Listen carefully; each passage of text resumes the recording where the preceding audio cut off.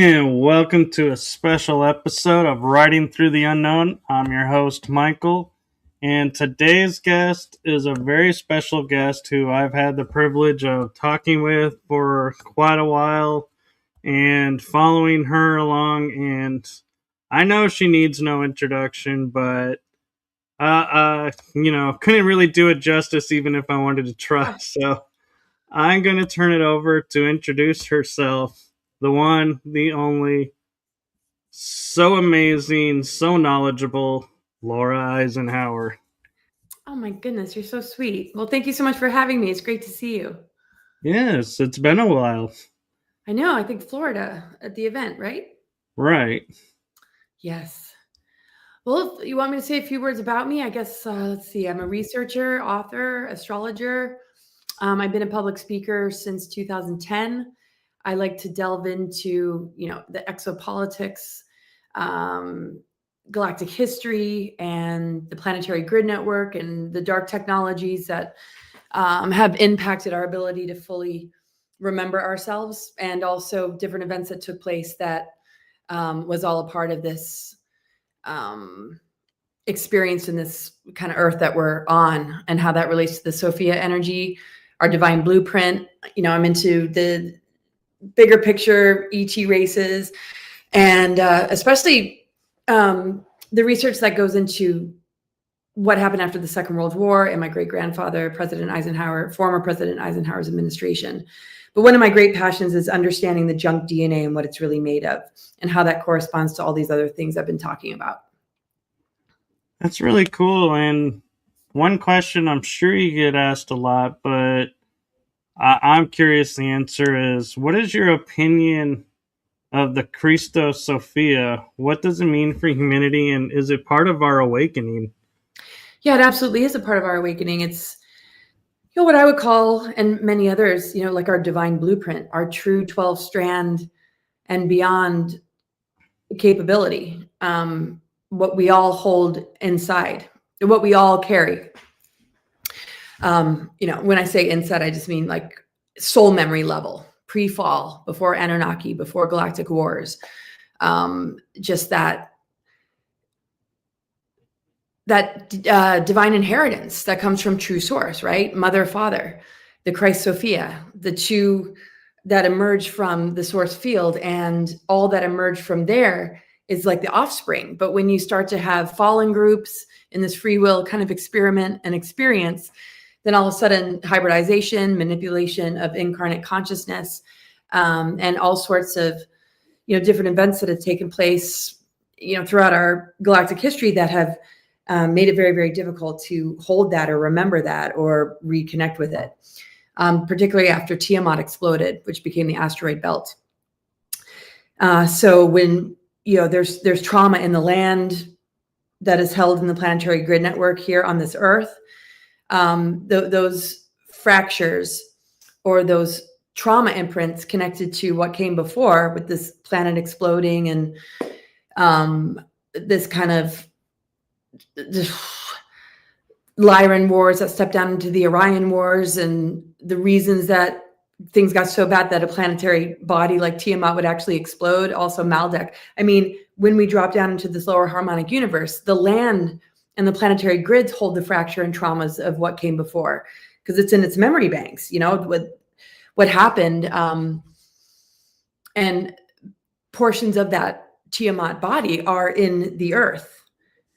Part of it became earth and the other part Maldek, and then that exploded. So that macro to the micro shows how much disruption actually took place that made it very difficult to hold the integration of polarity of the masculine and feminine. The planetary grids that had that trauma imprint was leveraged by invader groups to begin to install dark reversal technology to put it in reversal, so that we would be born generation after generation with more amnesia and more forgetfulness of our true origins. And Anunnaki played a big part. The Nephilim reversal grid and the Niberian dyadic crystal grids that literally harvest and siphon energy and stream programs through the pillars of society in order to keep us in this dependency bond with this inverted system that wants us to be in duality, really wants the masculine and feminine to not be in balance. So we see patriarchy, we see the exiled divine feminine, we see the wounded divine masculine, and these different personas and programs that have been, cast upon us that make us forget what's truly inside. Everything is from out there and what we take in. Social engineering, being groomed, being manipulated.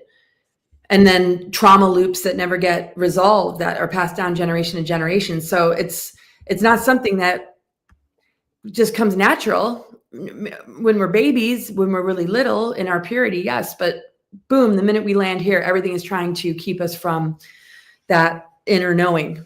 We look at Christ outside of us. We look at everything outside of us. So that's what it means to me, is that remembrance and knowing that we all have that. And part of the deprogramming is to, take away these distortions, collapse these inversions, or dismantle them. And in doing that, we dismantle the dark weaponry and the deep state and everything they're trying to do to harvest and siphon our energies to engineer this artificial timeline and false trajectory into some kind of new world order. So that reclamation and remembrance is everything. And it comes from, a lot of self-honesty and a lot of events in our lives that we manifest to shake us up and help us to come back into that remembrance, which is definitely hard for some people because it's captured by outer solutions or projections that keep a person even more dependent on the system rather than self-discovery. And in self-discovery, that's when it really comes alive. Not everybody's going to name it, oh, my Christ-Sophia is lighting up, but it's really an authentic vibration and frequency that brings the body a lot of peace, a lot of balance, and a lot of joy, because that's what our physical body wants. It wants our truth, not these overlays, not these projections, not these inversions or programs. So. Thank you. And that makes a lot of sense. And you actually triggered a thought in my head mentioning Tiamat, because I remember the story of with the Sumerians that Nibiru is the 10th planet that's coming. But if Tiamat was here before it was destroyed, that would make Pluto the 10th planet, which would be Nibiru to them.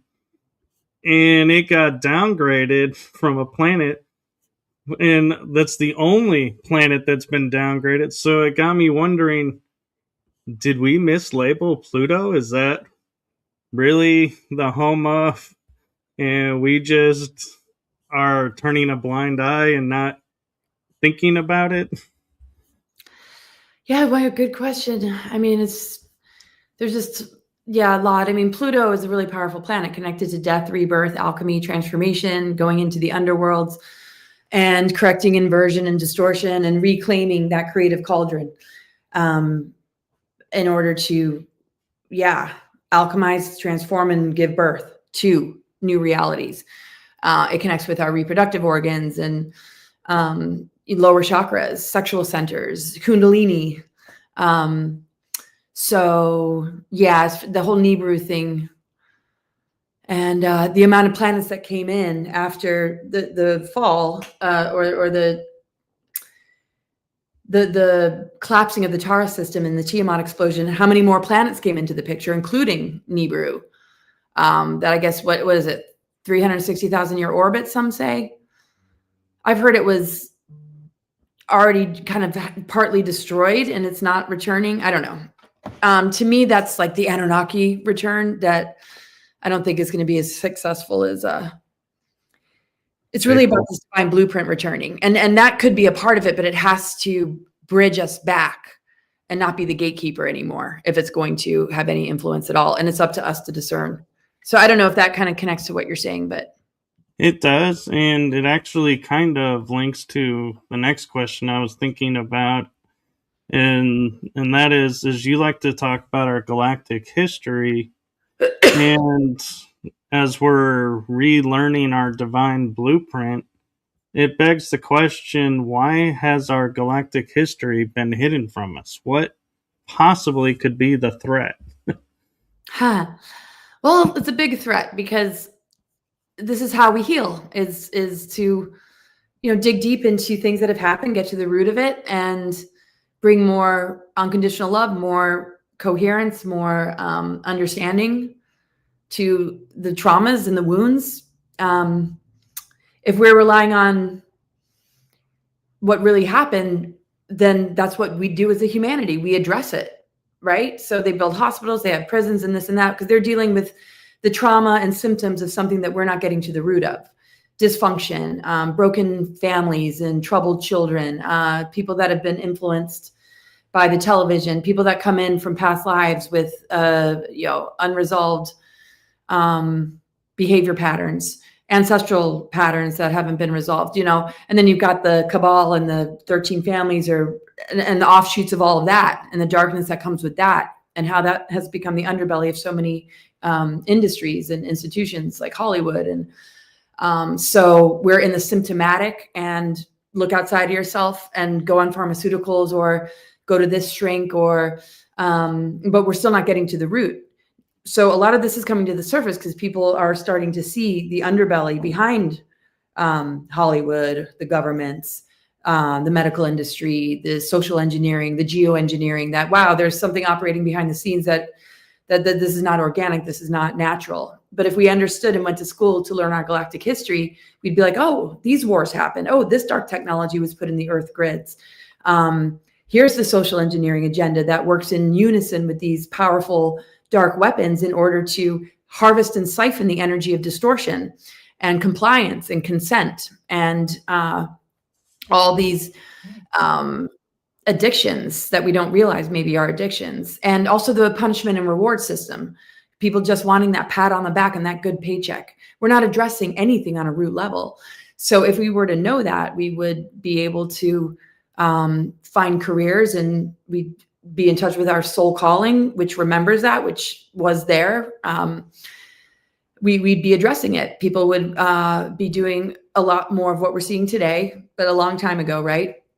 More hypnoregression, more working with frequency and crystals and plants and herbs, and more digging deep into the Akashic, right? To understand more. There'd be more awareness of, what this earth needs in order for it to, regenerate. And the beauty is it's happening anyway. We're kept from it to keep us in this dependency bond. But because the soul and the higher intelligence, it comes through so many individuals, and the grid workers are here, and this ascension window is so powerful. The planetary alignments hold the intelligence of the cosmic origins, the galactic origins, and how it plays out in the here and now. That intelligence knows how to repair its own planetary system. And so do we. We know how to heal our own bodies, right? So we're catching up with, that greater history, because there's such a power of acceleration, happening on the planet right now, and the energy shifting that it's forcing people into, digging deeper and looking deeper. So it's not the kind of thing you're going to get in the school systems. It's the kind of thing you're going to find if you take a break and you find yourself and you go explore, you go do research, you dig deeper than what they're going to give you, in third class geometry or whatever. It's not sacred geometry, right?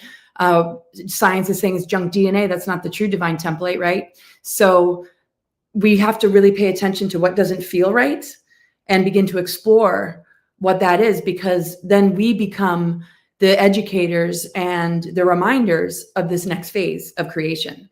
So to answer your question, I know I'm so tired. I had these really long-winded answers. The reason it's been kept from us is because we would heal. We'd be too empowered. We would overthrow the deep state right away. They need us. They're vampiric. They want us to be dependent on them to keep them in power.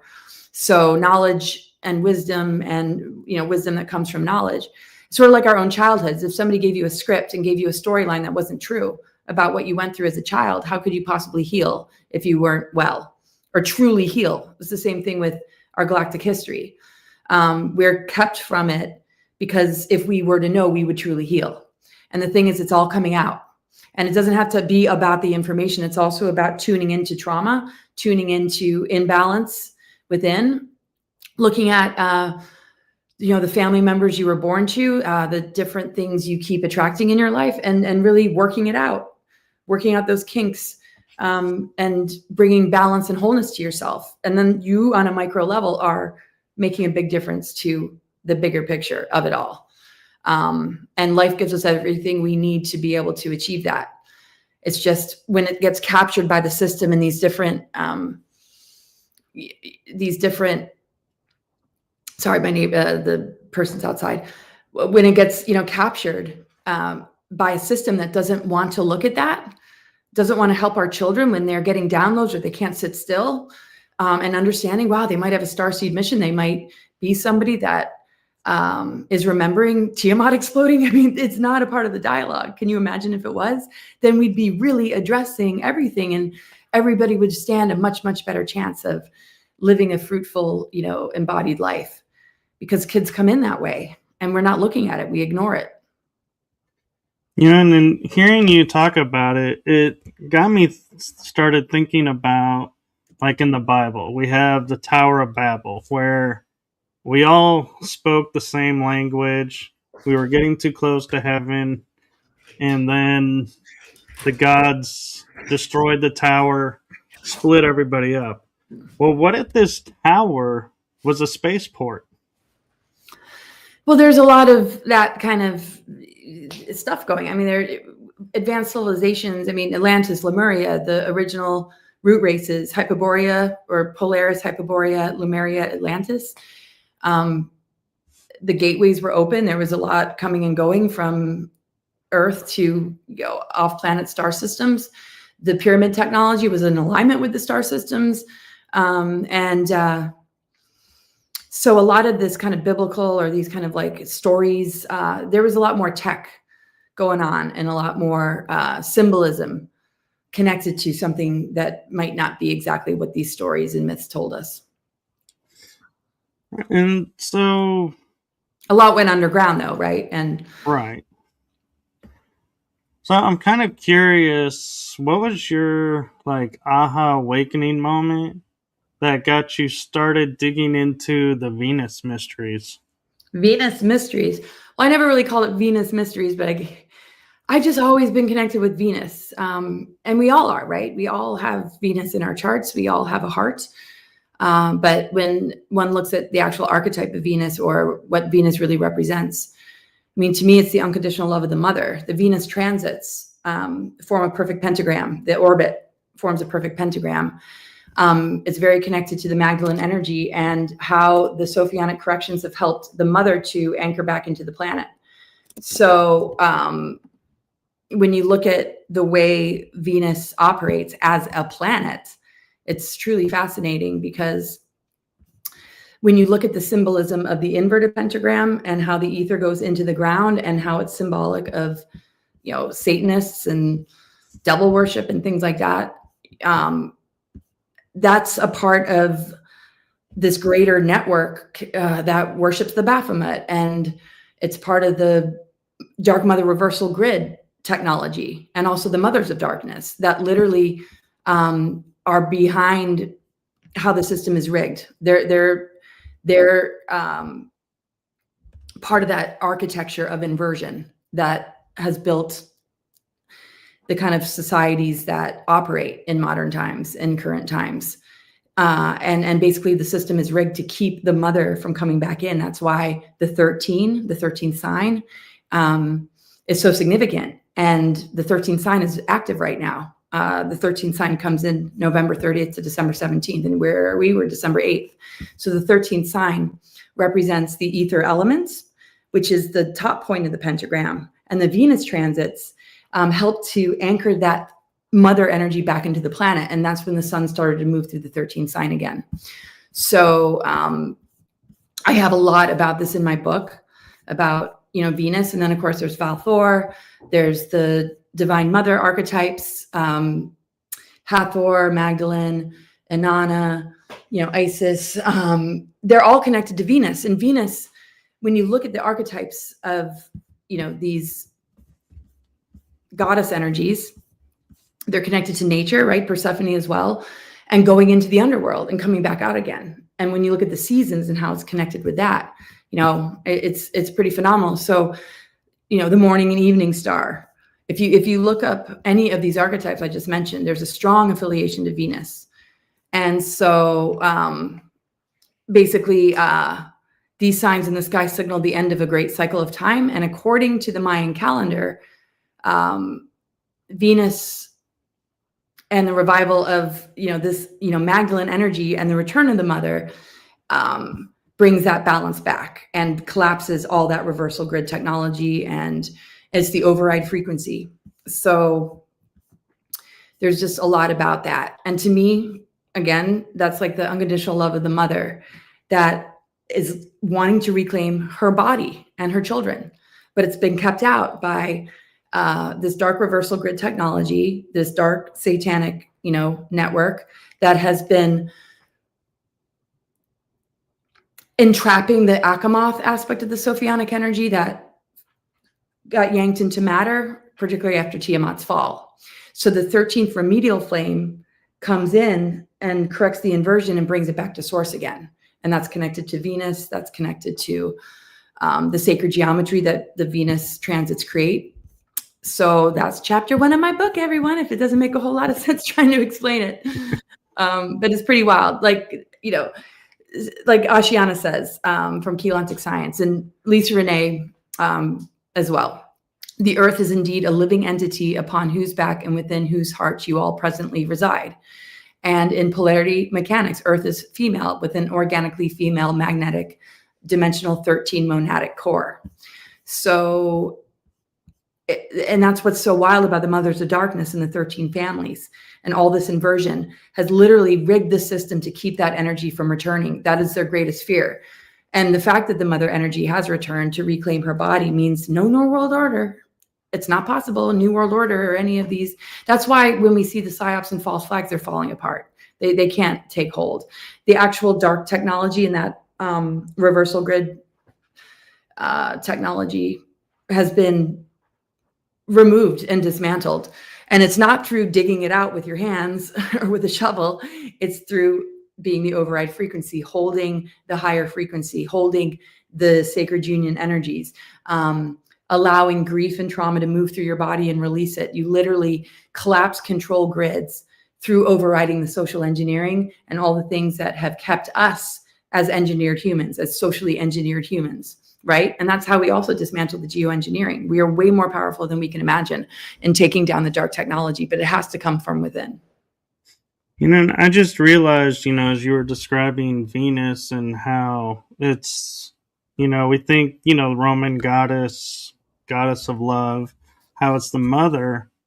I started, realizing, what is the one thing that NASA and science is pushing us to do?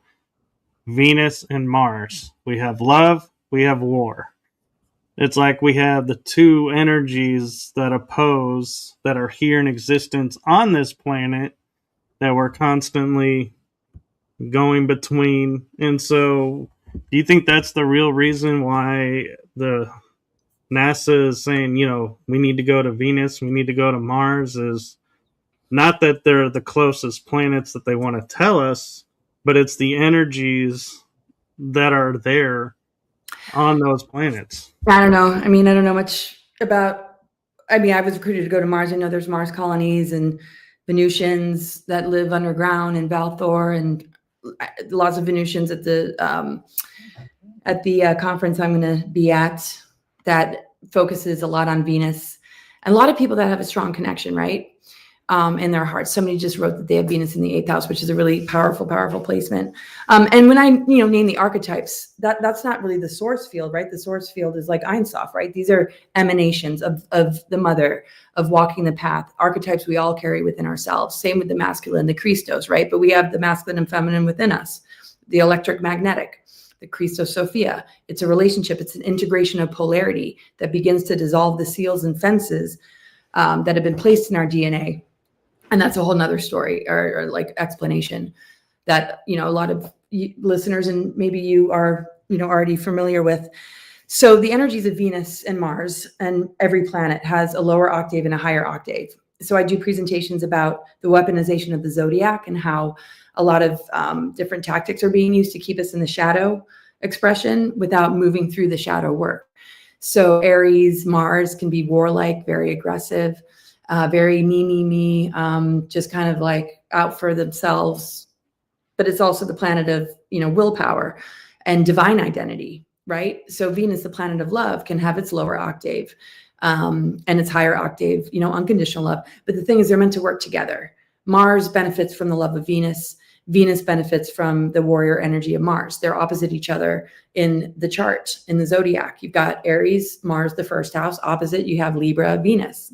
They're directly opposite. So the nodes, if somebody's born with a south node Aries, first house, or just Aries sign, north node Libra, their soul work in this lifetime is to go from Aries and to integrate the Libra and the Venus, right? So they're meant to be married and more in union, and it's very symbolic, and it's about what's within us. Our solar plexus doesn't do well when it acts alone.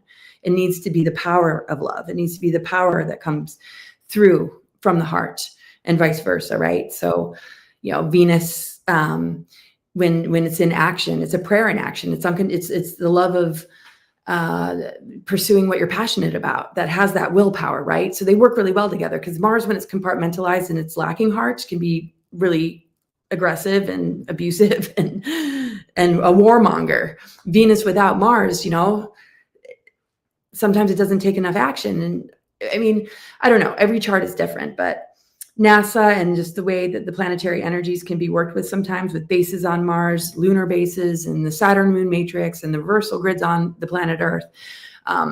That's all to influence the way we relate to these energies.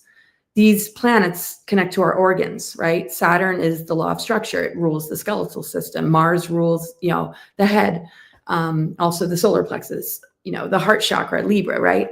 So if we're caught in the inversions, our health suffers. The way we relate to each other suffers. So we're all given, the challenges that we need in order to correct those inversions to be in the higher octave of these planetary energies. So yeah, people want to go to Mars. They want to go to Venus. I know there's a lot about the exploration of it all, but I just hope we can really work on this planet and open up the gateway so coming and going is a lot easier, and we can advance our DNA again and become like these Merkaba ships and be able to just come and go as we please. And until then, yeah, is it all just going to be technological, and what kind of humans are actually going, and is it going to create more trouble than it's worth? I don't know. That's a good point. And while we were talking about that, Carmen Sanchez asked an interesting question. She says, this days is like dream, like nothing is real, and sometimes feel headache.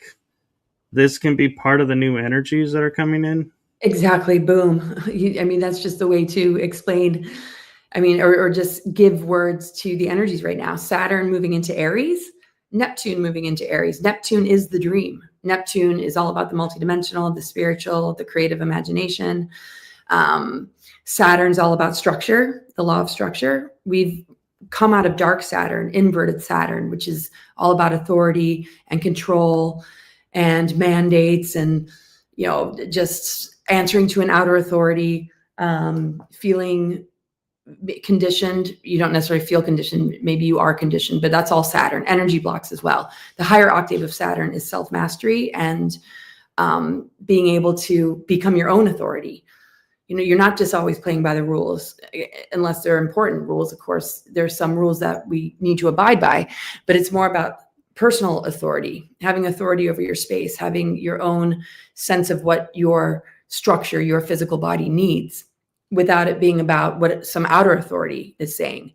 We can measure our own inner authority against outer authority and see if it's an agreement. And if it isn't, this is when we don't consent. This is when we say, I will not consent, right? That's old Saturn. This new shift, right?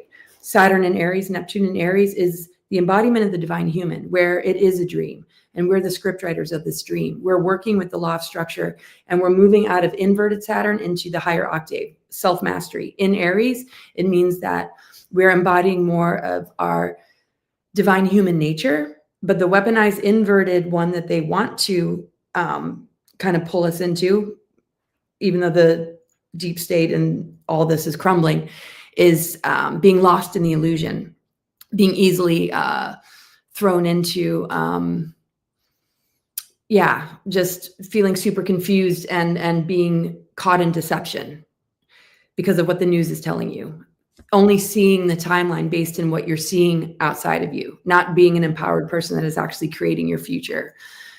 So people are still caught in that because they don't know what to do with, the possibility of having this level of freedom. Like, I can create my own future. It's like they want somebody to do it for them. They want to plug into something other than themselves. So it might take them a little bit longer, but and I think the headaches definitely come with Aries. Aries rules the head. Saturn, constriction, right? But it's constriction that we can begin to understand because it can become a boundary.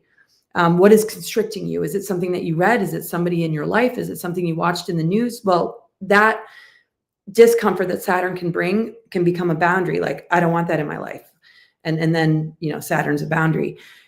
That's part of moving into the self-mastery, is that, do you want to open the door? Or you want to close the door?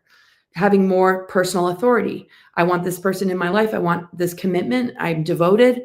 Or allowing something in and just agreeing to it because somebody's making you do it and you think you have no choice. So I have an interesting question for you with astrology and the planets. And I just started thinking about this because we were originally a 13-month system that got changed to a 12-month system. So astrology-wise, would that mean then there's 13 signs, but we dropped one to keep going with the system? And as everything's related to the planets, does that mean we were originally 13 planets? Not originally. The 13 only comes in when a system is so broken and so caught in inversion that it has to act as the remedial flame. Otherwise, it's like part of the 0-point unified field. It just is a tone that kind of sits in a position, like if you see the tree of life, like in the Ein Sof, right? And then you got the 12 strand, you got the 12 spheres, you got the 12 stargates, and it kind of acts as the stabilizing tone, right? So if you look at 12 gates, like 12 tones, that became 12 flames that are carrying a trauma imprint from exploded planets from before that got put in reversal grid technology inversion. The 13 flame, the 13 sign, which is actually ruled by Chiron, the wounded healer, needed to come in order to braid and restore and bring back the 12 into alignment again. But yeah, as far as like 13 planets and the 13 moon calendar, I mean, it's all connected. The 13 moon calendar, the 13 sign though, that sits between Scorpio and Sagittarius overlays right on top, right? And it becomes the part of the laws of alchemy. We go from Scorpio into that underworld, into the transformation cycle, into that depth, right? And we move through this field of alchemy, where it's possible to rapidly heal, to just accelerate our journey and our growth in extreme ways. It's the sign that literally dissolves how dark Saturn has bound a lot of people into compliancy and dependency. And it just takes us through this passage, which is why this was prophesized as a powerful window period. The Mayans understood this. The sun started to move through the 13th sign in 2010. The significant date of the Mayan calendar was, 2012, and yes, Magdalene represents the 13. She was the 13th apostle. So when that energy fell into distortion and they tried to wipe her out and who she truly was, that it's all connected to the Venus transits in the 13th sign and the return of the mother. So she's like the daughter principle that reconnects to the mother, right? So the journey of the Magdalene and the archetype of the divine feminine that we all carry, we don't have to name it, but it's an archetype we all carry, goes into those underworlds, moves into that inversion in order to correct it, in order to alchemize it. So we're all connected with it. We all have access to the 13th sign. And look at it. When I do presentations, I connect it to the DNA strands. I connect it to the planetary grid network, because everything's connected, right? The 13 as the remedial flame connects us back to the 0-point unified field and collapses the deep state. and corrects the inversions. So again, the remedial flame comes in when things have gotten so bad that it has to intervene. Sorry, everybody, if I'm not expressing well. I've got a very, very sick father right now. Okay, but does that kind of make sense? It does, actually, and it cleared it up for me. And one thing that I know you talk about a lot on, but I'm not sure if you talked about it in this way, is, you talk about like the roles that the ETs are playing in space to help us, but do they play a role on our actual planet? Yeah, well, I mean, we've always been multidimensional beings, whether you remember it or not. I mean, that's the only thing that separates people from it is lack of remembrance and the inability to want to see it. I mean, it's there. It's always been there. When we look at dormant DNA, what is that dormant DNA? Well, it connects us to a much, much larger picture, our multidimensional self that has had experiences in other star systems, beginning with the Guardian founder races in Lyra and Orion and Tara. And, so ETs have been interacting with our planet for a long time. We were more advanced humans that if we looked at would maybe call them ETs or benevolent ETs. This Earth held a much, much different energy than it does today. And the pyramid technology was connected to the star systems, and there was, ships and beings coming and going. And then, after certain cataclysmic events happened, particularly the final fall of Atlantis, I mean, everything really went underground or it left. And here we are as humans, and we're dealing with, ETs like Anunnaki, Dracos, Greys, some Nordics that were all a part of this reversal grid network, putting this, kind of technology in place. So, and its purpose was to keep us, very, very dumbed down. And at the same time, benevolent beings put seals in our DNA so that we wouldn't be able to just go back to higher earth energies and recontaminate it or cause destruction because it had already been destroyed. There had to be a lot of repair work. Some ET species went extinct. And remember, they are us, like the aquafarians, right? We don't want to look at them as separate. We want to look at it as we used to be able to inhabit those kind of bodies.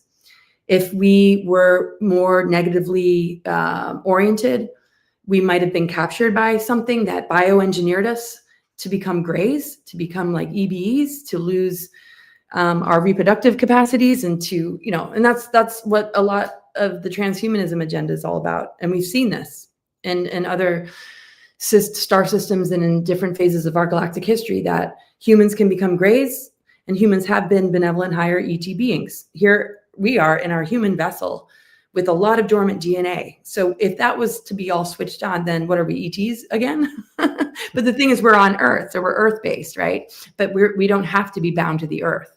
This is the thing with like Prison Planet going away. Sure, we can come to Earth. It'll be like Grand Central Station of the cosmos because it already has an affinity with all these star systems, and it's housed so many different races and so much diversity. But the difference is going to be we're not bound here. Right? So we break that reincarnation loop when we deprogram. The only reason we come back in is because we're still hooked into some kind of programming that keeps our soul bound. But we're not victims. We simply have to do the work to know the difference between our authentic true self and what has been engineered or imposed on us or indoctrinated into us. And that's what sets us free. So that is the ascension path. Whether we see it in 2 years, like this planet's all of a sudden like looking way, way different. Well, if it's happening differently for you, you're going to manifest different things in your life to take you to a higher Earth experience. But I do feel, this bifurcation is happening without it completely splitting off.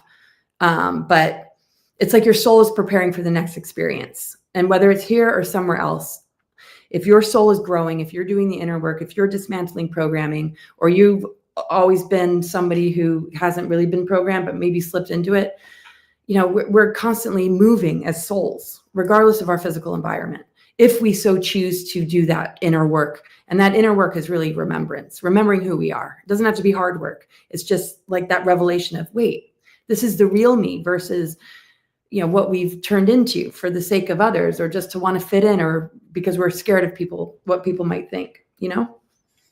I agree. And talking about programs, it reminds me that I was at a Christmas concert last night, and I was like listening to the carols in a new way and was like, wait a minute, there's programming in this. And it got me thinking about something. And it ties into you and I in Florida. We were talking about the knights and King Arthur, how they're attached to the zodiac, and they could be star beings or hybrids here on Earth. And then I started thinking about, our stories of the angels and the archangels. And I'm like, are they hybrids because they're the messengers? They're the ones that's relating to humans where the gods can't. So does that make the archangels really like hybrids that are operating on this planet? Well, I mean, they're like messengers, and I mean, there's fallen angels, there's archangels, there's archdemons, archon. Yeah, I mean, there's humans that are angels that have been angels, they're spirit guides in the past, right? Some people perceive things that other people don't. Hybrids, well, souls can be hybrids in a way, like demigods or half this, half that, and I mean, that goes into a whole, lot of stuff. But I mean, our ancient origins, pre-fall, right? Before galactic wars, before distortion, before Anunnaki, that's what, brings everything back home again. And messengers and guides and angels, are part of helping us with that. And sometimes we take time off of being human to go back into those places or those angelic forms or those higher ET forms. But our consciousness and intelligence and our soul memory can still have a connection with that. The limitations of the physical density, though, are able to alter and shift and change and advance, but it's not going to happen overnight, right? We're not going to just wake up in a Merkaba avatar angel body if we came into this density, but we can still hold the soul codes, the memory, the connection, the communication, the alignment from our higher self.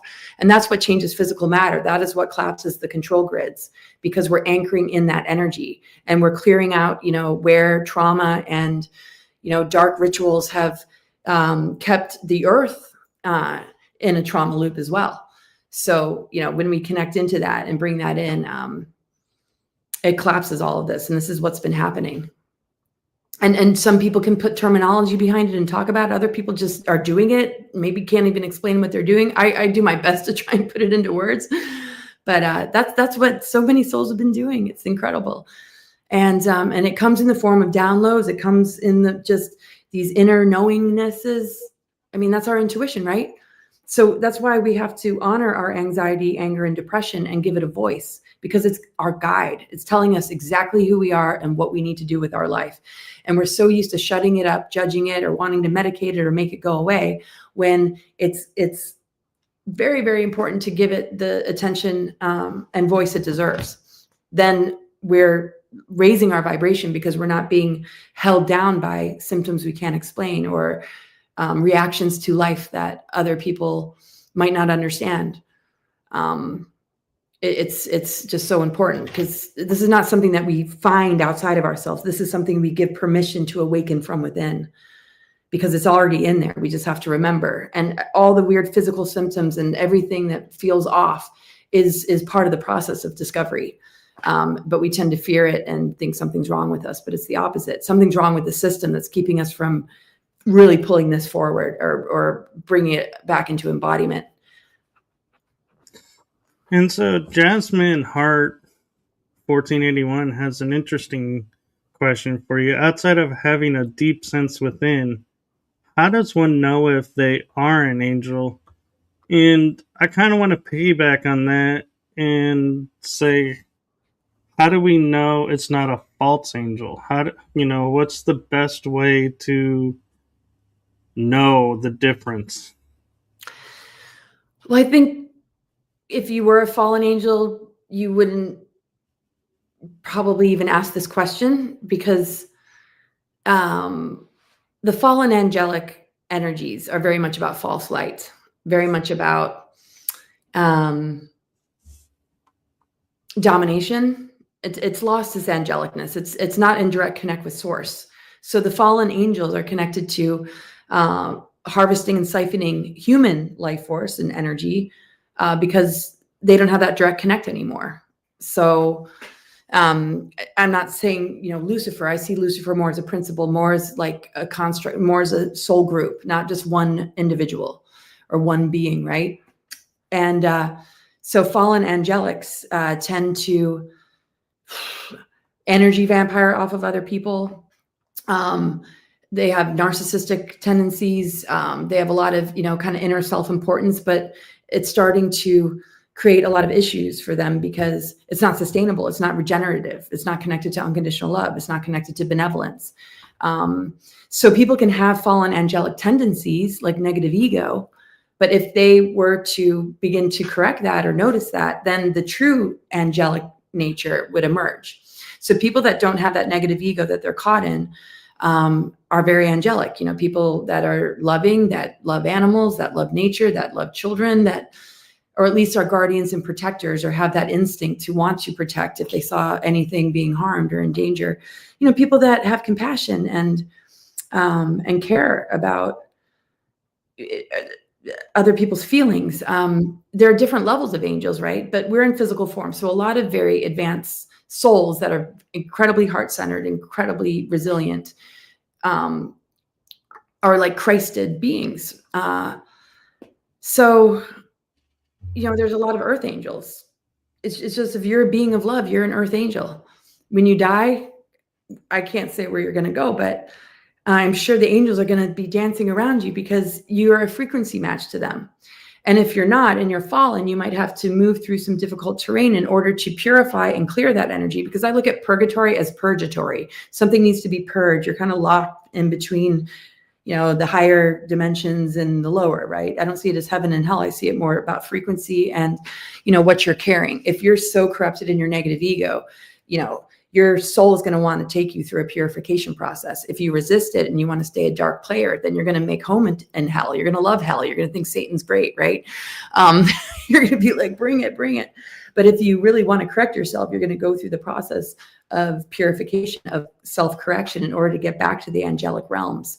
So it really depends on frequency. I think everybody's got the choice of, the devil or the angel on your shoulder. Which one are you going to choose? And people that have really worked on the heart, if they used to be evil, they can reach that again. And those that might have been all angelic might become fallen because they just can't maintain it in a world and density that is this inverted and destructive. But to me, like really powerful angels that are on earth can move through inversion and not forget who they are or lose themselves.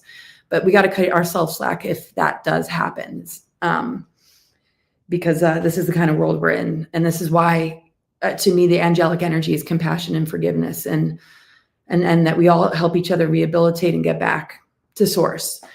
Some criminal acts are way worse than others, of course, and they require rehabilitation on a very, very deep level. But the willingness has to be there. And I always think if you can turn a perfectly benevolent person into a trained assassin through mind control, you can turn a criminal with the help of something like working with frequency and imagery and digging deep into the root of this and helping them get back to their soul. Very cool. And Carmen Sanchez has an interesting question for you. I hear we need care. We need to care what we're thinking because we manifest more fast. And in 2026, we see manifesting more faster. And all of this with imagination. Is this true?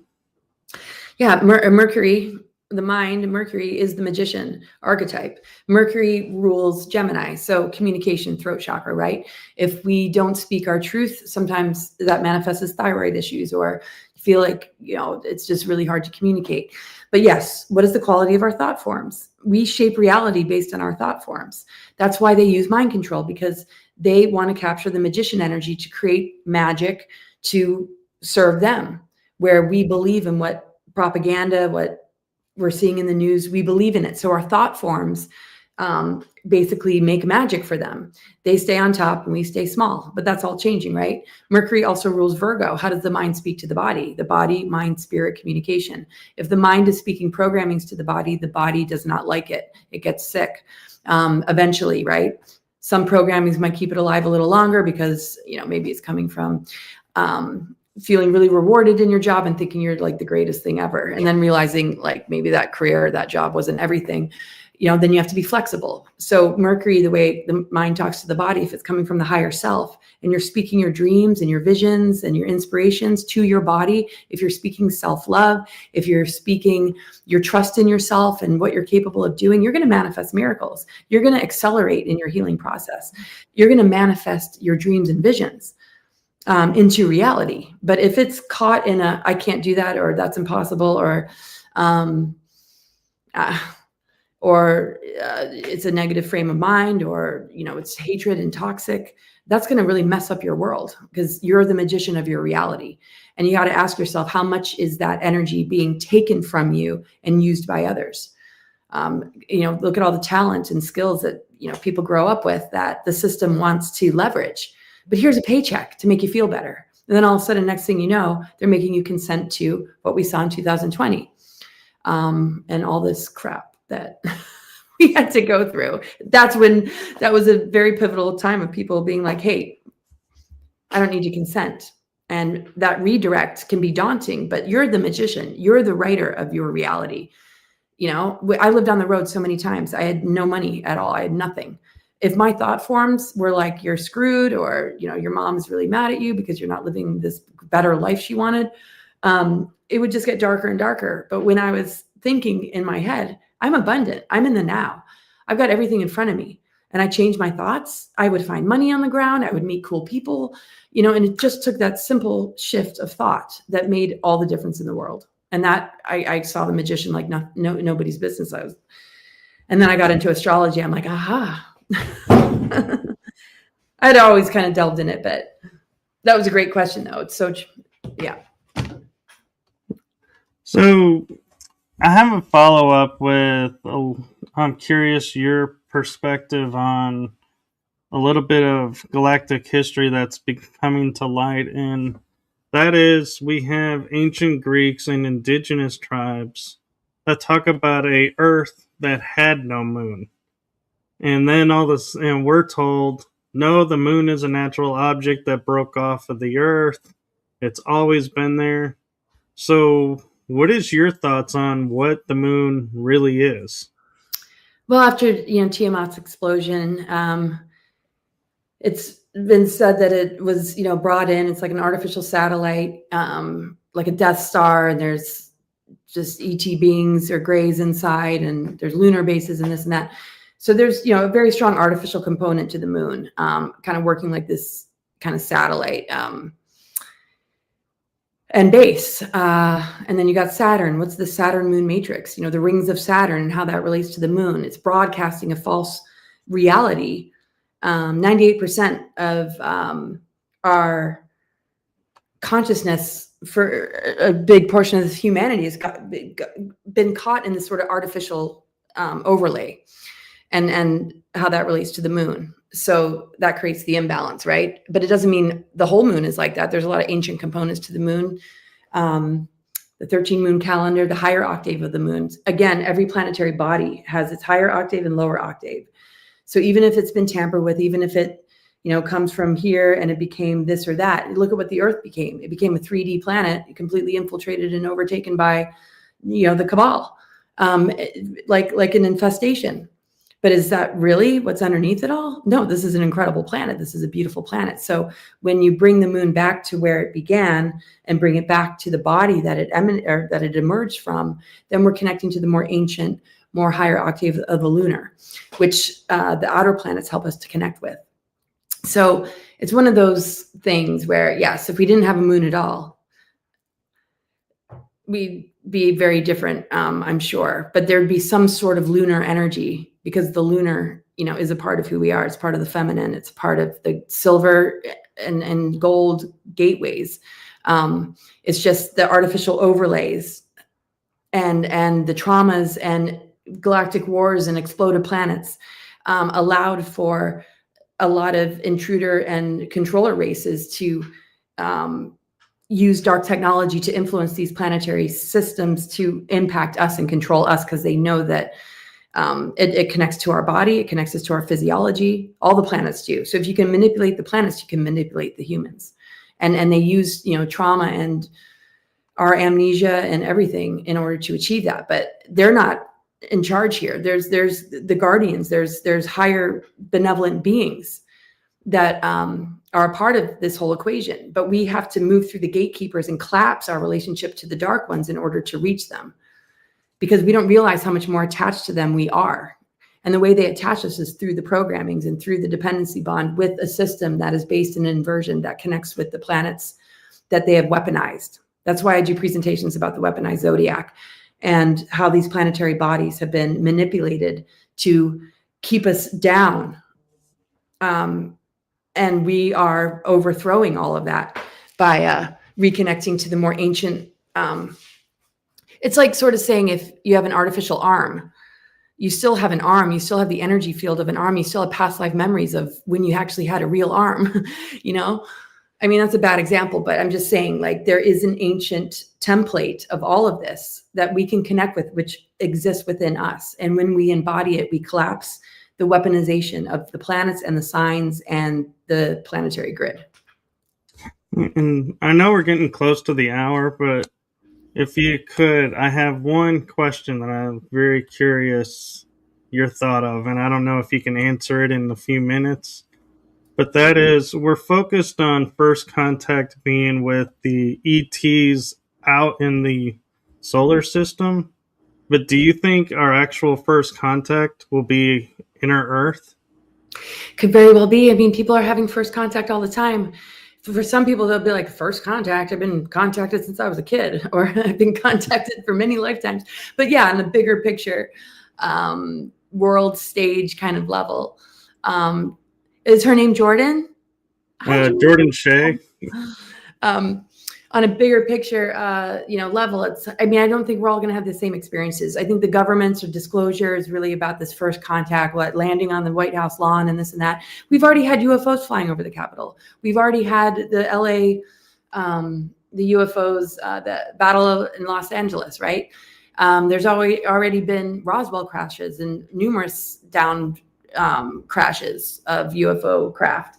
There's already underground bases, and Eisenhower talked to Balfour and ordered an invasion of the Dulce underground military base, and ETs were there. I don't understand this first contact. We've been contacted for so long. We've been dealing with ETs, positive and negative, for a really long time. So, but I know what you mean about the first contact.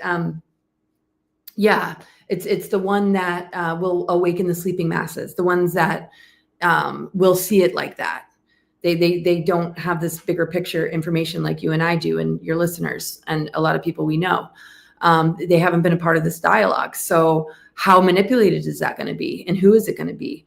That's the question. And fortunately, there's enough of us that have researched and worked in this field, and enough people that have come forward with their contact experiences and their abductee experiences that will be able to be a part of this larger conversation to keep it in check.